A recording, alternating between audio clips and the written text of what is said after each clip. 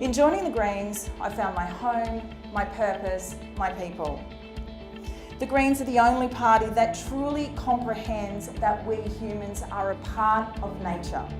You know, many people and good friends among them have questioned my decision to re-enter Parliament because we're seeing women quitting politics because of the toxic, sexist culture.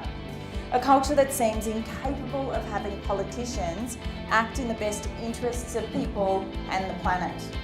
Their willing adherence to neoliberalism has seen public assets sold off, our public service squeezed to within an inch of its life, and the market brought in to solve all problems. This has been a colossal failure. It's making people sick and homeless, driving inequality, dividing communities, and killing our planet. I was about 7 when footage started to flood our TV screens of thousands of baby harp seals being clubbed to death. It was incredibly distressing for many people at the time, me included. I cried the first few nights, then I got angry, really angry. I phoned Greenpeace and they sent me a poster and a petition, and I walked the streets of my hometown and I collected signatures and I had conversations. And that was the first time that I had done something to stand up to injustice and cruelty for those that couldn't defend themselves, and it felt great. Years later in Brisbane, I found myself having to navigate Queensland's archaic abortion laws.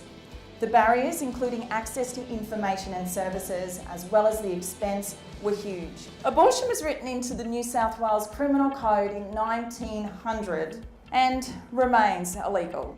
We will get abortion law reform done. In my previous term in Parliament, I introduced a voluntary assisted dying bill, and the pushback by the Conservative forces was huge.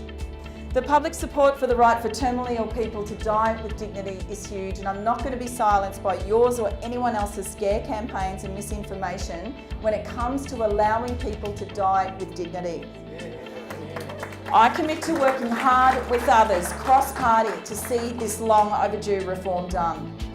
As the drugs and harm minimisation spokesperson, I'll be active in the push for drug law reform, which starts with pill testing at music festivals and scrapping drug dogs, because that's how we save lives.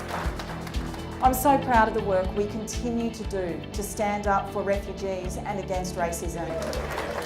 We also continue to be the only party that has the courage to stand up to the fossil fuel industry and call out its obscene influence over policy making in this country. It's more than distressing for so many of us who have been campaigning for action on climate change for years, so many of us in this room, to see such gross dereliction of duty by our so-called political leaders.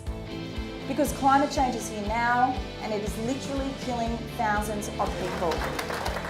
As a young girl, after sending my petitions back to Greenpeace, just like tens of thousands of other people around the world did, the Canadian seal hunt was shut down for a time. And I got a little taste of what it felt like to change the world. Little did I know just how much saving the world would need 40 years later. So let's get to it. Thank you, everyone. Thank you.